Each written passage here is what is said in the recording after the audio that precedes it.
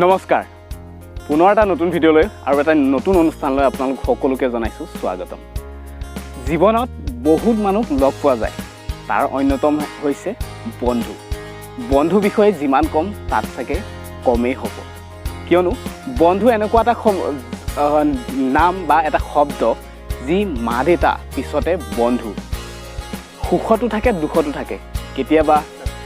যদি কেতিয়াবা আপোনাৰ বিষাদ বা কেতিয়াবা মন ভাল নালাগে তেতিয়া হয়তো মা দেউতাই বুজাবলৈ চেষ্টা কৰে, কিন্তু সেই বুজনিত আপুনি মান্তি নহ'ব পাৰে। কিন্তু যদি আপোনাৰ সেই কথাটোকে আপোনাৰ যদি কোনোবা এজন প্ৰিয় বন্ধুৱে বুজায়, সেই আপুনি বুজনিত মান্তি হয়।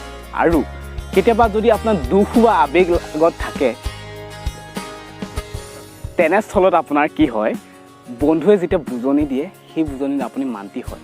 আৰু বন্ধুৰ লগত কেৱল সেই সাদৃশ্যপূৰ্ণ আপোনাৰ এটা হেৰিয়ে হৈ নাথাকে, আন্তৰিকতাই নাথাকে, তাৰ লগতে থাকে আপোনাৰ কিছুমান স্মৃতি, কিছুমান আপোনাৰ ভাল লগা সময়, যিবোৰ সময় আপুনি যদি আকৌ ভাবোঁ যে আকৌ যদি পোৱা হ'লে মই সেই সময়খিনি, ঠিক তেনেদৰে কিছুমান কথা বতৰা আলোচনা কৰিব লাগে বা সেই বস্তুবোৰে আমাৰ পুনৰ ৰোমন্থন কৰিবলৈ মোৰ এই বিশেষ অনুষ্ঠান বন্ধু আৰু বন্ধু।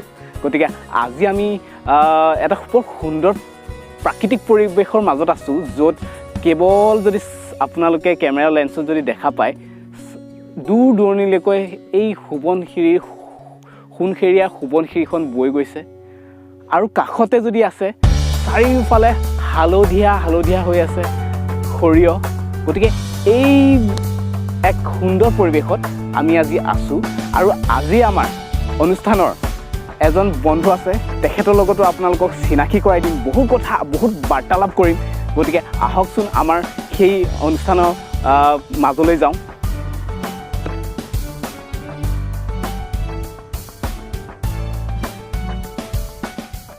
যিহেতু আপোনালোকক মই সকলোকে কৈছিলোঁ, আজিয়ে আমাৰ বন্ধুৰ অনুষ্ঠানত এজন বিশেষ বন্ধু আছে। গতিকে তেখেতক মই প্ৰথমে চিনাকি কৰাই দিছোঁ। এয়া হৈছে সকলোৱে পৰিচিত, আমাৰ যিমানখিনি পুৰণা বন্ধু আছে সকলোৱে চাগে চিনি পাইছে চেহেৰাটো। গতিকে পৰিচয়টো আপোনাৰ মুখেই শুনো। মোৰ নাম শ্ৰী সনাতন দাস, মোৰ ঘৰ বালিজান, লুইটৰ পাৰত, মাজুলী ডিষ্ট্ৰিক্ট কাষতে।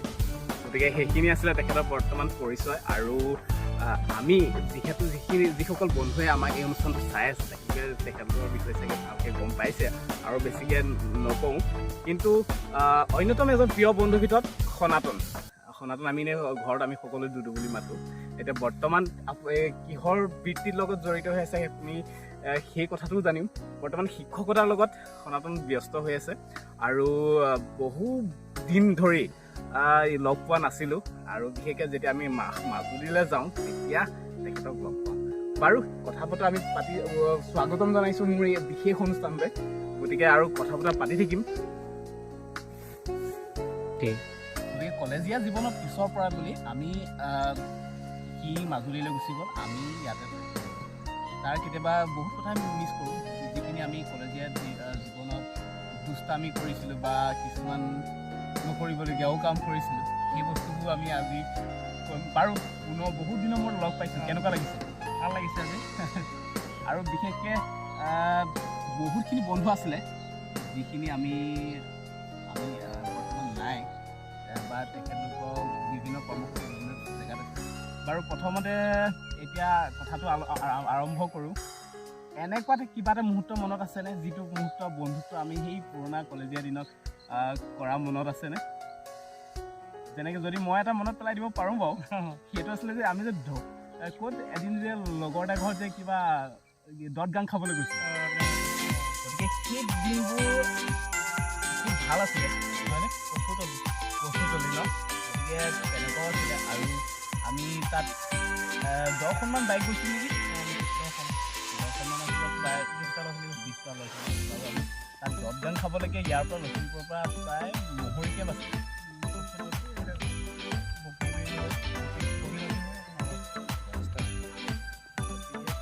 আমাৰ লগত প্ৰায় বহুত আছিলে নাম।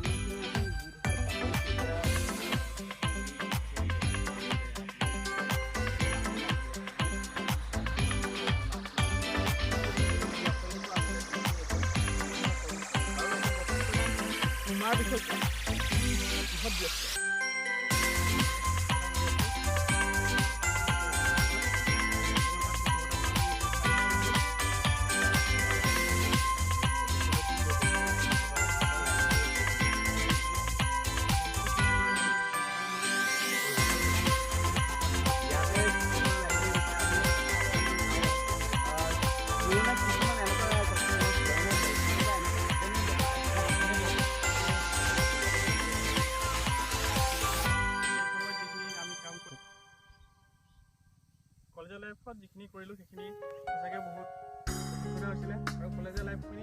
ঘূৰাই পাম বুলি এইটো এতিয়া ক'ব নোৱাৰি। যিমান কৰিলেও এতিয়া ঘূৰি নাহিব, কাৰণ সেই সময়খিনি আছিলে আমাৰ সোণালী সুযোগ।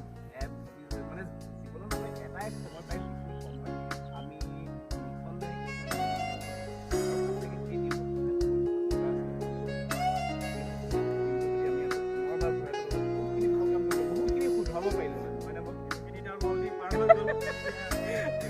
তাৰ ভিতৰতে মই এটা অকণমান সুধিব নালাগে প্ৰশ্ন, প্ৰেম কলেজীয়া জীৱনত কিছুমান এনেকুৱা এটা প্ৰেম অকণমান যদি দুআষাৰ মানে শুনো তেতিয়া অকণমান আৰু ভাল লাগিব।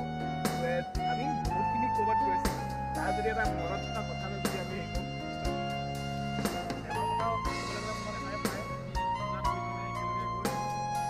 নগাঁৱত দুজনী ছোৱালী লগ কৰিছিলোঁ, সেই দিনটোৰ কথা এতিয়াও মনত পৰি থাকে।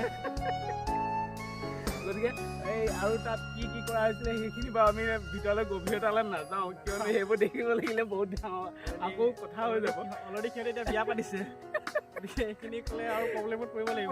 গতিকে সেইখিনিলৈ নাযাওঁ। গতিকে প্ৰেমো এটা মানুহৰ জীৱনত বহুত ভাল বস্তু নহয় নে, অভিজ্ঞতা হয় নে? প্ৰেম সৃষ্টিৰ কাৰণে হ'ব লাগে, ভাৱে হ'ব নালাগে।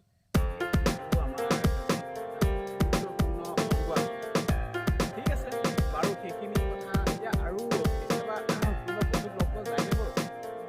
এতিয়া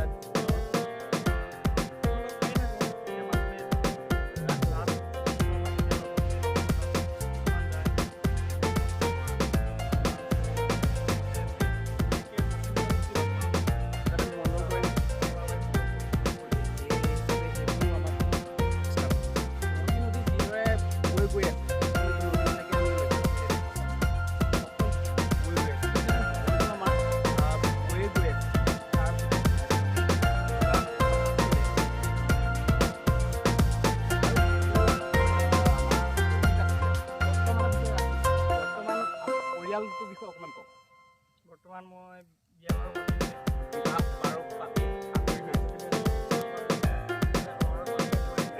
এটা ল'ৰা সন্তানৰ দেউতাক।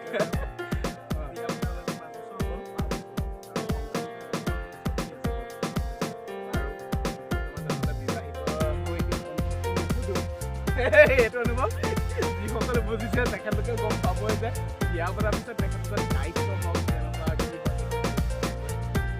হয় মানে আৰু সেইখিনি কথা আমি হেৰি কৰোঁ। এটা কথা এই বহুত দিনৰ মূৰত লগ পাই অনুভৱ কৰোঁ।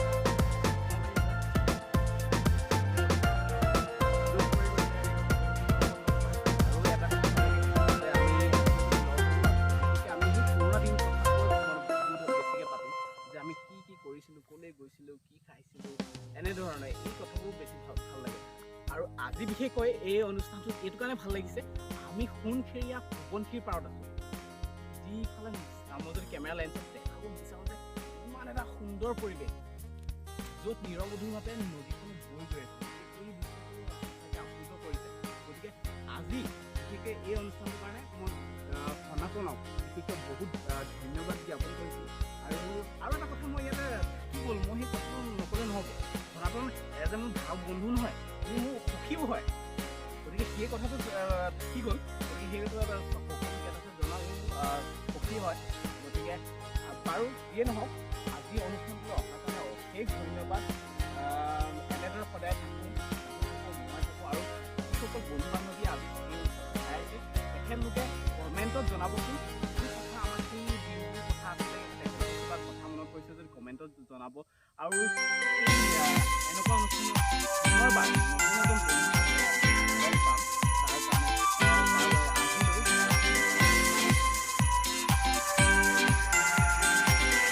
ইয়াতে এটা কথা মই জানিব বিচাৰিছোঁ, এই অনুষ্ঠানৰ যোগেদি মোৰ অনুষ্ঠানটো কৰাটো ভাল হ'বনে বা কিবা উপদেশ দিব বিচাৰিবা নেকি? এই অনুষ্ঠানটো খুবেই ভাল হৈছে।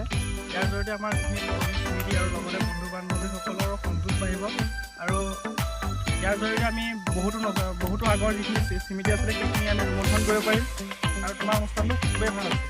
ঠিক আছে, ধন্যবাদ বাৰু যিহেতু এই অনুষ্ঠানটো মোৰ লক্ষ্যটো এইটোৱে হৈছে যে আমি এটা সংযোগ হওক, সকলো বন্ধু বান্ধৱী এই অনুষ্ঠানটো চাওঁ, তেখেতলোকৰ আমাৰ বৰ্তমান বন্ধু কোনে কি কৰি আছে সেইখিনি জনাওঁ, কোন ক'ত আছে সেইটো জানক গতিকে সেই মহৎ উদ্দেশ্য লৈ মই অনুষ্ঠানটো কৰিছোঁ বাৰু আজিলৈ এই অনুষ্ঠানটো সামৰোঁ বিশেষকৈ এতিয়া বতৰ যিহেতু কমলা বতৰ গতিকে আজি বন্ধুক এই অনুষ্ঠানটো অহাৰ বাবে খুব সুন্দৰ ৰঙা কিছু ফল কমলা আনিছোঁ এইটোকে তোমালৈ দিলোঁ পৰৱৰ্তী সময়ত আমি বহুত ভাল গিফ্ট দিম গতিকে বাৰু আজিলৈ আহোঁ নমস্কাৰ আজিৰ অনুষ্ঠানটো চাই থকাৰ বাবে ধন্যবাদ আজি আমাৰ এই অনুষ্ঠানটো মুখ্য অতিথি আছিলে সনাতন দাস আৰু আমাৰ যিটো ভিডিঅ'গ্ৰাফী মেইন ফটোগ্ৰাফাৰ ভিডিঅ'গ্ৰাফী আছিলে দিগন্ত গতিকে দুইজনক অশেষ ধন্যবাদ জনাইছোঁ আৰু এংকৰ হিচাপে মই আছিলোঁ ধন্যবাদ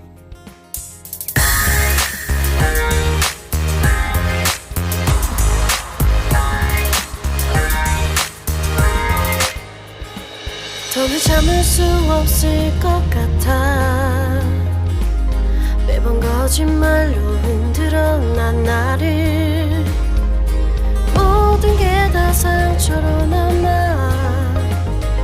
이미 어긋나버린 너와 나